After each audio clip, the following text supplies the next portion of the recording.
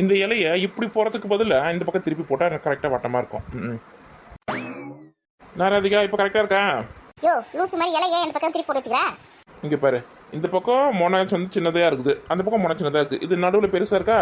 இப்போ வந்து சாப்பாடு போட்டாங்கன்னா இப்போ தான் கரெக்டாக இருக்கும். இந்த பக்கம் பொரியல் வைப்பாங்க, கூட்டு வைப்பாங்க, என்ன கீழெல்லாம் மிஸ் ஆகாமல் இப்போ 2 பேருக்கு மேட்ச் ஆகிடுது பாரு. என் இலையும் உன் இலையும் ஒன்றா இருக்குது. வாயில் எதுனா அசிங்கமாக வந்துட போகுது, இலையை மறைய திருப்பி போடு. ஆரம்பிச்சிட்டான் அவருக்கு இருக்க வழியா. அவகிட்ட திட்டு வாங்கலன்னா இவனுக்கு தூக்கமே வராது. பழைய மாதிரி போட்டுடலாம். 7 கழுது வயசு மட்டும் ஆகுது, அறிவுன்றது கொஞ்சம் கூட கிடையாது. அதெல்லாம் திருப்பி போட்டல வேலையை பாரு. இந்த சதீஷ் பையன் எங்கே போனா? ஆமாம் நானே கேட்கணும், சதீஷ் இந்த பையன் சாப்பிடாம எங்கே போனா? அவனா வெளியில் உட்காந்து ஐஸ்கிரீம் சாப்பிட்டுன்னு இருக்காமா. அதுக்கு தான் ஆரம்பத்திலே சொன்னேன், சாப்பாடு டைம்ல ஐஸ்கிரீம் எடுக்காது, ஃப்ரிட்ஜில் வெயினு. முதல்ல உங்களை யார் ஐஸ்கிரீம் வாங்க சொன்னது? இல்லையா பசங்க ஆசைப்பட்டு கேட்குது, வேணாட முடியாதுன்னு சொல்ல முடியா? நான் ஆசைப்பட்டு ஒரு 10 சவரன் நகை கேட்குறேன், வாங்கி கொடுங்களேன். ஏண்டி ஒரு ஐஸ்கிரீம் 30 ரூபா 40 ரூபா தாண்டி, 10 சவரன் நகை எத்தனை லட்சம் டி? அத்தனை லட்சத்துக்கு நான் எங்கடி போவேன்? இந்த குழந்தைங்க கேட்குது ஆசைப்பட்டு சொல்லிட்டு வேணாந்தா இவளுக்கு 10 சவரன் நகை வேணுமா? விட்டா ஆளை கிறுக்கன் ஆக்கிடுவாங்க. இப்போ பாருங்க, சாப்பிட்றதுக்கு வராமல் ஐஸ்கிரீம் சாப்பிட்டு உட்காந்துருக்கான். அவன் எப்போ சாப்பிட்றது? வருவான் கொஞ்ச நேரம் கழிச்சு வருவான். வந்தானா நீங்களே கூப்பிட்டு வச்சு அவன் சாப்பாடு போட்டு ஊட்டி விடுங்க. இப்போ உட்காந்து நான் ஊட்டி விட்டுருப்பேன் அவனுக்கு. அவன் மீன் கறினா அப்படியே ஒதுக்கி வச்சிருவான், ஊட்டி விடாதான் சாப்பிடுவான். அதெல்லாம் அவனே சாப்பிடுவான், சாப்பிடலன்னு நான் ஊட்டி விட்றேன். பிள்ளைங்களை கெடுக்கிறதுக்குனே நீங்க இருக்கீங்க. கொஞ்சம் கூட அப்பா ஒரு பயமே பசங்களுக்கு கிடையவே கிடையாது. ஏன்னா இந்த மாதிரி வேலை பண்ற? ஐஸ்கிரீம் எடுத்து ஃப்ரிட்ஜில் தானே வைக்க சொன்னாங்க, எதுக்கு எடுத்து கொடுத்தனி? அம்மா சாப்பிட்டேம்மா, அப்புறமா வந்து சாப்பிடுவா. சாப்பாடு வேணும்னா போட்டுக்கங்க. இலையில இவ்வளவு இருக்கு, இதே எப்போ சாப்பிட்டு முடிக்க போறேன்னு தெரியல. எல்லாம் சாப்பிடு. சும்மா அப்படியே டிராமா போடுவேன், நம்ம சாப்பிடவே தெரியாத மாதிரி. வீட்டுக்கு வந்த பொண்ணுங்களுக்கு சாப்பாடு பரிமாறலாம் எல்லாமே எப்படி உட்காந்து பத்தியா?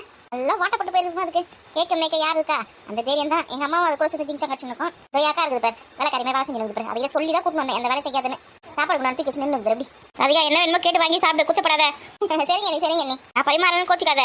கொஞ்சம் தலை சுத்துற மாதிரி இருக்குது, காலையிலேருந்து கொஞ்சம் உடம்பு சரியில்லை, மாத்திரை போட சரியாகல என்ன, அதனால தான் கோமதி பரிமாற சொல்லியிருக்கேன். சாப்பிடு. சரி எனக்கு தெரியாதா உங்களுக்கு உடம்பு சரியில்லைன்னு? உட்காருங்க ரெஸ்ட் எடுங்க. எங்க அக்கா சும்மா தானே இது முன்னாடி சாப்பிட்டுச்சு, பரிமாறாது. சரி சாப்பிடி. அத்தா உங்களுக்கு என்ன வேணும்? எனக்கு எதுவும் வேணாமா, முதல்ல இதை சாப்பிட்டு முடிக்கிறேன். சரி பொறுமையாக சாப்பிடுங்க, ஒன்றும் அவசரம் இல்லை. அண்ணி உங்களுக்கு சாப்பாடு போடட்டுமா? வேணா கோமதி, நான் அப்புறமா சாப்பிட்றேன். முதலே சொன்னேன் உங்களுக்கு சாப்பாடு போட சொல்லிட்டு நாங்கள் சாப்பிடும் போதே அப்புறம் சாப்பிட்றேன்னு சொன்னீங்க. இப்போ சாப்பிடலாம், எல்லாரும் சாப்பிட்டு முடிச்சிட்டாங்க. இந்த வீட்டில் நீங்கள் மட்டும் தான் இன்னும் சாப்பிடல. என்னமா எனக்கு பசியே எடுக்கல, நான் அப்புறமா பொறுமையாக சாப்பிட்றேன். கொஞ்சம் ரசம் ஊற்றியே சாப்பிடுங்க. நீ சாப்பிட பிடிக்கலன்னா எழுந்து உள்ளே போக வேண்டியது தானே. சாப்பிட்றவங்க எதுக்கு உட்காந்து சாப்பிட பிடிக்கல, எங்கே இப்படி பிடிக்கலன்னு சொல்லி இதெல்லாம் கொஞ்சம் கூட இங்கேயுமே தெரியாது போல இருக்கலாம். நீ வேலையை பாரு, சாப்பிடுங்க. சும்மாவே சின்ன போடும், ஏற்கனவே ஒரு ரவுண்ட் உள்ள சாப்பிட்டு தான் வந்திருக்கோம். ஆளுங்க இருக்கிறாங்களே கண்ணு போட்டுற போதுன்னு சும்மா நடிக்குது.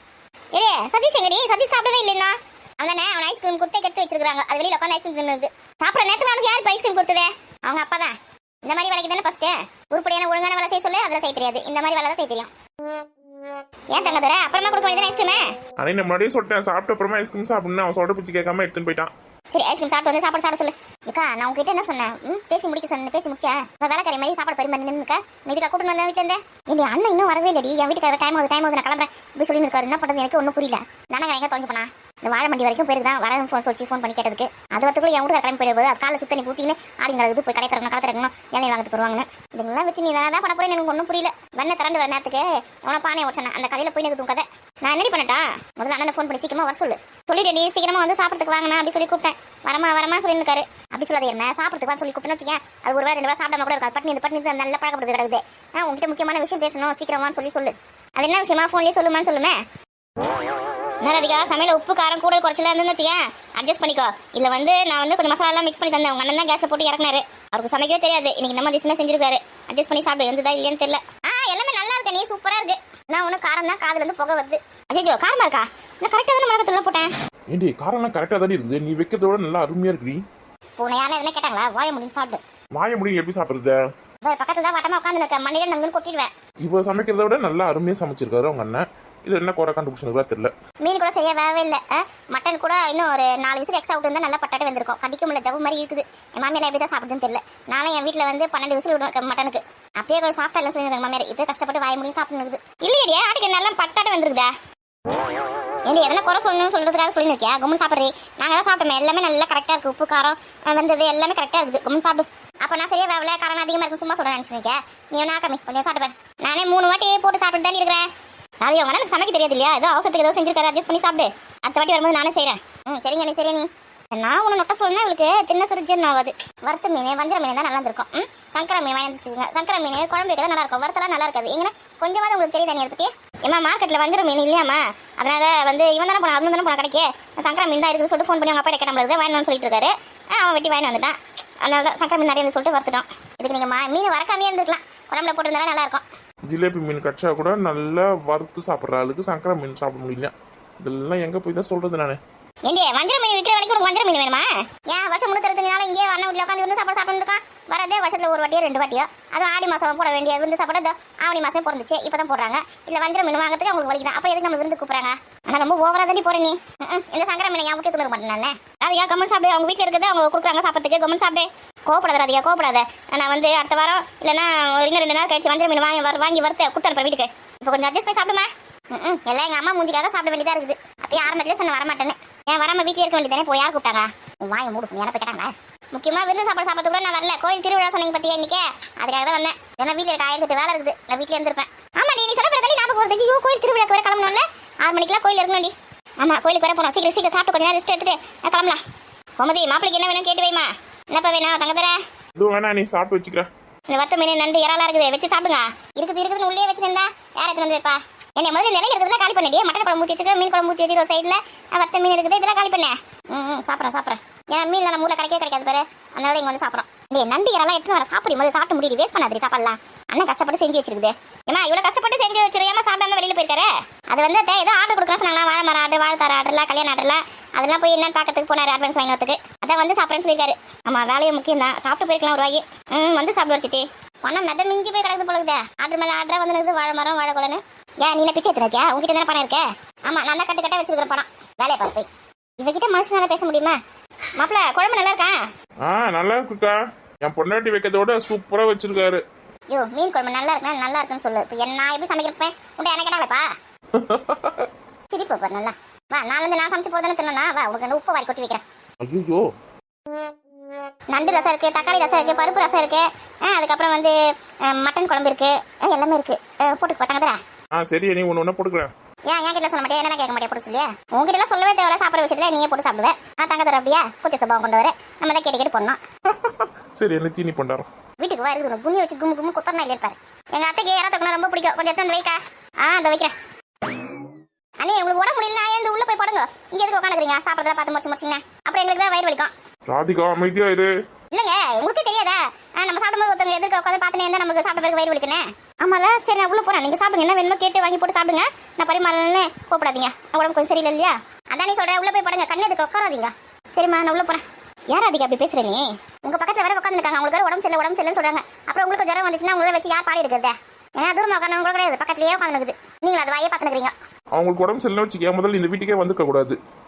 எனக்கு தான் தெரியும் அவங்களுக்கு உடம்பு சரியில்லை, மற்ற பிறகு தானே சொல்றாங்க. தெரிஞ்சு இந்த நான் ஏன் வரப்போறேன்? ஏண்டி எல்லா ஜுரமும் வந்து பரவ ஜுரம் கிடையாது. இந்த வைரஸ் சொல்றாங்க பத்தி அது மட்டும் தான் ஒத்து நோய். ஒருத்தர்கிட்ட இருந்து ஒருத்தர்கிட்ட போவோம், காத்து மூலமா தனி மூலமா அப்படின்னு பரவும். எல்லா நோயும் ஒன்றுக்கா பரவிடாது. அப்படியே நம்ம உஷாரா இருக்குது நமக்கு தான் நல்லது.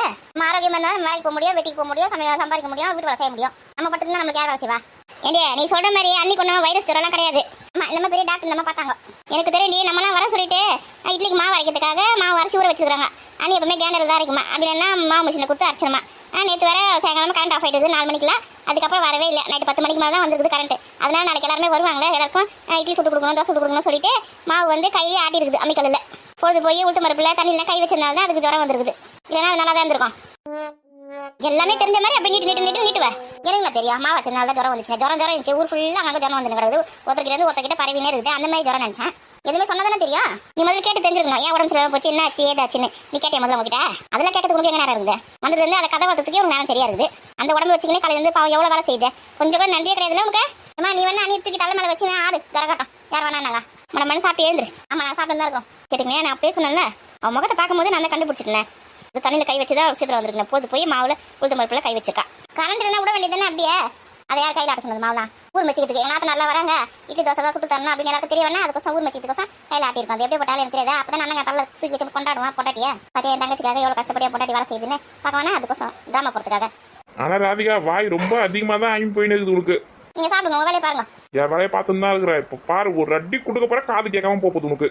கொடுத்து தான் பாரு, அடிச்சு தான் பாரு. அதுக்கப்புறம் என்ன நடக்குது தெரியும் உனக்கு. வந்திருக்கடன்னு பார்க்குற. வீட்டுக்கு வா உனக்கு இருக்குது பாரு.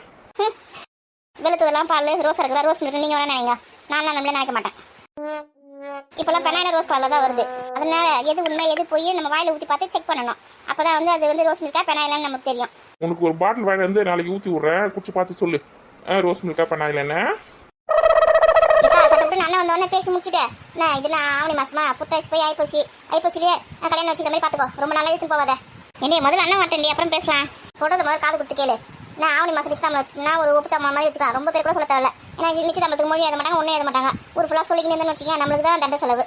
எல்லாம் சாப்பிட்டு கம்முன்னு போயிடுவாங்க. அது நொட்டை இதெல்லாம் வேறு சொல்லிட்டு போவாங்க. அதனால நிச்சயதாமலில் வந்து நீ வந்து பெருசாக கிராண்டெல்லாம் பண்ண தேவையில்ல.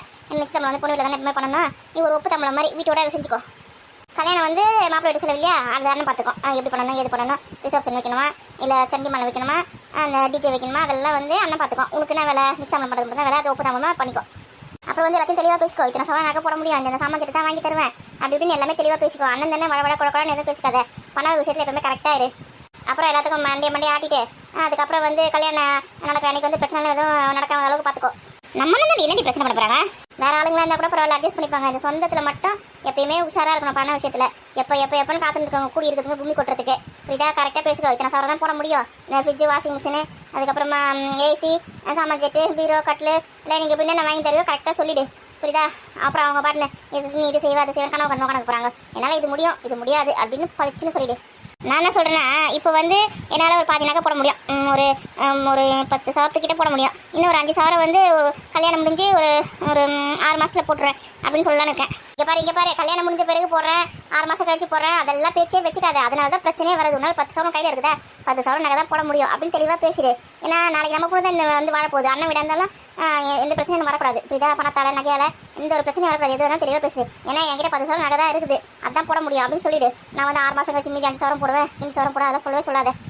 அப்புறம் வந்து பொண்ணை தான் டார்ச்சர் பண்ணுவாங்க. உங்கள் வீட்டில் 5 சவரம் எக்ஸ்ட்ரா போடுறான்னு சொன்னாங்களே, 6 மாதம் கழிச்சு போடுறான்னு சொன்னாங்களே, என்ன போடலேன்னு சொல்லிட்டு. ஏன்னா கல்யாணம் பண்ணிட்டு 1008 செலவு இருக்கும், 1008 கடன் வேறு இருக்கும். அதை அடைக்கிறதுக்கு உனக்கு சரியா இருக்கும். நீ எங்கேருந்து திரும்ப 5 சவரம் வாங்கி கொடுப்பேன். எது வந்தாலும் தெளிவாக பேசி லூஸ் மாதிரி பேசி மாட்டிக்காத.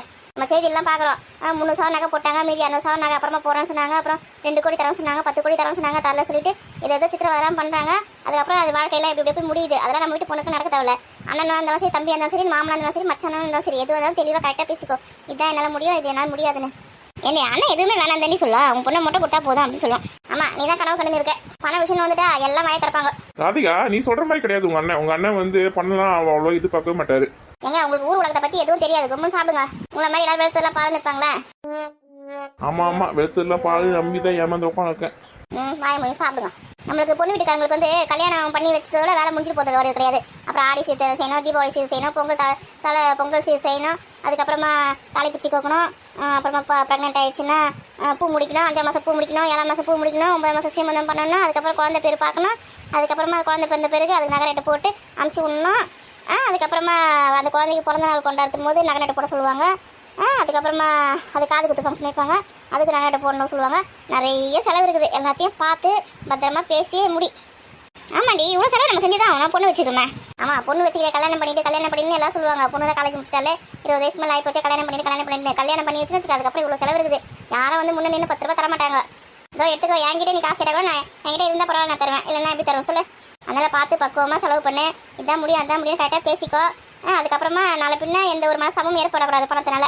ஏன்னா இது நம்ம அம்மா வீட்டுக்கு அம்மா வீடு, அண்ணன் வீட்டுக்கு அண்ணன் வீடு, அப்புறம் சம்மந்தி வீட்டுக்கு சம்மந்தி வீடு ஆகிடும். அப்புறம் எந்த பிரச்சனையும் வரக்கூடாது. மனசா வந்துச்சுன்னா அப்புறம் நம்ம நாளை பின்ன இங்கே வர முடியாது, போக முடியாது. அப்போ நம்ம பொண்ணும் நம்ம வீட்டுக்கு வர முடியாது. பார்த்துக்கோ, பிரச்சனை எல்லாம் இது ஏற்படுத்திக்காத. நான் என்ன பிரச்சனை ஏற்படுத்திக்க போகிறேன். அண்ணி நல்லா பல்ல காமிச்சு சிரிச்சு பேசுறதுனால அது வந்து மனசில் எதுவுமே இல்லாமல் வெள்ளந்தியாக இருக்குது அப்படின்னு நினச்சிக்காத. விஷம் அப்படியேப்பட்ட விஷம். அதுக்கு வேறு அவங்க அண்ணன் பொண்ணை தான் வந்து அண்ணன் கல்யாணம் பண்ணி வைக்கணும்னு மனசில் என்ன வச்சிருக்கு. அது வேறு என்ன சொல்ல போகுது இல்லை, அதுவே எனக்கு பக்குன்னு இருக்குது. அப்படியா? என்ன அப்படின்னு கேட்குறா? ஏன் அன்னைக்கு ஒரு அண்ணன் இருக்குது, அண்ணனுக்கு ஒரு பொண்ணு இருக்குன்னு தெரியாதா? ஒருவேளை அண்ணி மனசில் அவங்க அண்ணன் பொண்ணை தான் அருண் கல்யாணம் பண்ணி வைக்கணும்னு நினச்சி நடி பண்ணுறது. நாங்களாம் எதுக்கு இருக்கோம்? சும்மா விட்டுடுவோமா? எதுக்கும் உங்கள் பேச்சு சொல்லி வைக்கிற உஷாராக இருன்னு அதுக்கிட்ட பல்ல இழிச்சின்னு பேசின்னு இருக்காது. கொஞ்சம் மூஞ்சி உருணவை பல்ல இழிச்சு பேசுன்னு வச்சுக்கேன், மண்ணில் மிளகா வரைச்சிட்டு போயினே இருப்பாங்க. உன் பொண்ணை அண்ணன் பிள்ளை கல்யாணம் பண்ணி வைக்கிறது தான் உனக்கும் நல்லது, நமக்கும் நல்லது. நாளை பின்ன வந்து போகிறதுக்கு அப்போ தான் கரெக்டாக இருக்கும். அவங்களோட அண்ணன் பொண்ணை வந்து கல்யாணம் பண்ணி வச்சிட்டாங்கன்னு வச்சுக்கேன், அவ்வளோதான். இதோட நம்ம அம்மா வீட்டை மறந்த வீடு தான். இதை நம்ம கடைசியாக இந்த வீட்டை சாப்பாடாக இருக்கும். இப்போ இதான் இந்த வீட்டு வாசப்படி பக்கம் கூட நம்மளால் கால் வைக்க முடியாது. அவங்க அண்ணன் பொண்ணை கல்யாணம் பண்ணி வச்சிட்டாங்கன்னா திருவிழாக்கெல்லாம் கூட வர முடியாது. அப்படி நம்ம வீட்டோட கலக்க வேண்டியது தான். அதெல்லாம் யோசனை பண்ணி உஷாராக நடந்துக்கோ. சரிடி, வயசு தான் ஆகுதே தவிர 40 வயசுக்கு மேலே கொஞ்சம் கூட உனக்கு பொறுப்புன்றதே கிடையாது. நானே பொறுப்பு இல்லாமல் நடந்துங்க. ஆமாம், 2 பொம்பளை பசங்களை வச்சுன்னு இருக்கேன். கொஞ்சமாவது உனக்கு உடம்புல பயம் இருக்குதேன். பயம்லாம் மனசில் இருக்குதுடி. மனசில் வச்சு என்ன பண்ணுறா? என்ன தானே பண்ண சொல்கிறேன் நீப்பா? என் மாமியாருக்கு யாராவது சொல்லிட்டு பண்ணிட்டு வந்து கொடுத்தியா? இந்த மாதிரி சாதாரண ஒரு விஷயத்திலே கொட்ட விட்டுற. அதுக்கப்புறம் நீ எங்க பொறுப்பா இருக்க போய் எனக்கு ஒன்றும் தெரியல.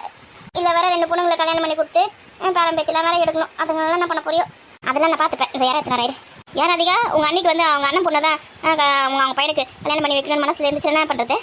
நான் சும்மா விட்டுறேன்னா சண்டை வளர்த்து மகாவை தான் அருணுக்கு கல்யாணம் பண்ணி வைக்காம இங்கேருந்து போக மாட்டேன். சண்டை சச்சரவுலாம் எதுவும் வச்சுக்காதடி. வாயை மொழியே இருந்தா எல்லா வேலையும் முடிஞ்சிடாது. வாயை திறந்து பேசி சண்டை போட்டு நம்ம நீதி நியாயத்தை காப்பாற்றணும். அப்பதான் நம்ம மேலே ஒரு பயம் இருக்கும். நம்ம இந்த வாய்ப்பை விட்டுட்டுனா வேற வீட்டு பொண்ணு இந்த வீட்டுக்கு வந்துச்சுன்னா அவ்வளோதான். பச்சை தண்ணி கூட இந்த வீட்டிலேருந்து தரமாட்டாங்க. அப்படியே ஓடுங்கன்னுங்க. அதுக்கு தான் உஷாரா மகாவை இங்கே கல்யாணம் பண்ணி கொடுக்குறது நல்லது. நான் போராடின்னு இருக்கேன். ஆமாண்டி, ரொம்ப தண்டி போராடுற. உங்களுக்கு என் கஷ்டம் தெரியுது. சரி சாப்பிட்டு தெம்பா இருந்தால் தான் போராட முடியும். ஆமாங்க, சாப்பிட்ட உடம்பு தெம்ப வச்சுக்கணும். பார்த்து பக்குவமாக பேசுறீ. உங்கள் அண்ணன் கிட்ட அண்ணிக்கிட்ட எல்லாம் பக்கச்சிக்காத, சண்டை போடாத. என்ன நீ ஒரு பொண்ணு வச்சுக்க. தாய்மாமன்ற முறையில் உங்கள் அண்ணன் தான் எல்லா சீசனத்திலும் செய்யணும். நீ பக்கச்சிட்டு வச்சுக்கேன், எதுவும் கிடைக்காம போடும். பார்த்து பக்குவமாக பேசு. ஆமால, அது வேற இருக்குல்ல. இதெல்லாம் ஞாபகப்படுத்திங்க. இல்லைன்னு வச்சுக்கேன், ஏதாவது வாய் விட்டுட்டு சண்டை போட்டு போயிட்டு இருப்பேன். வாய் அடக்கி நிதானமாக பேசு. அதுதான் எடுத்து கொடுக்குறதுக்கு இந்த மாதிரி பெரிய மனுஷங்க ஒருத்தவங்க வேணுன்றது. நான் வேற வீடு கிரக பசெல்லாம் வேற பண்ணணும். எங்கள் அண்ணன் கிட்ட வந்து சீசனத்தில் வேற வாங்க வேண்டியது இருக்குது. தங்க குடிசெல்லாம் வேற கேட்டிருக்கேன், சென்னை வேற கேட்டிருக்கேன், வெள்ளிக்கூடலாம் கேட்டிருக்கேன். அதெல்லாம் வேற எங்கள் அண்ணன் செய்ய வேண்டியது இருக்குது. அப்புறம் இந்த விஷயத்தை சண்டை போட்டுட்டு போயிட்டுன்னா எதுவுமே கிடைக்காம போயிடும். வீடு கிரக பிரவேசமா? எந்த வீடுடி? ஏங்க நம்ம வீடுதான். அந்த ஓலையை எடுத்துட்டு அதெல்லாம் போட்டு கிரக பிரவேசம் வைக்கலான்னு இருக்கேன். அந்த ஓலையை மாற்றத்துக்கு ஒருத்தனை கூப்பிட்டேன். இன்ன வரைக்கும் ஆளை காணோம். ஓலையை வாங்கி வச்சுட்டு கிடக்குது. அது வேற எடுத்துட்டு வேற தலை வேற போட போறியா? காசு வச்சிருக்க பொழுது நிறையா. ஆமா வச்சிருக்கேன். அந்த கோடி கணக்கில் வந்து வாங்கிப்போ. நீ வேற என்ன சும்மா ரெண்டா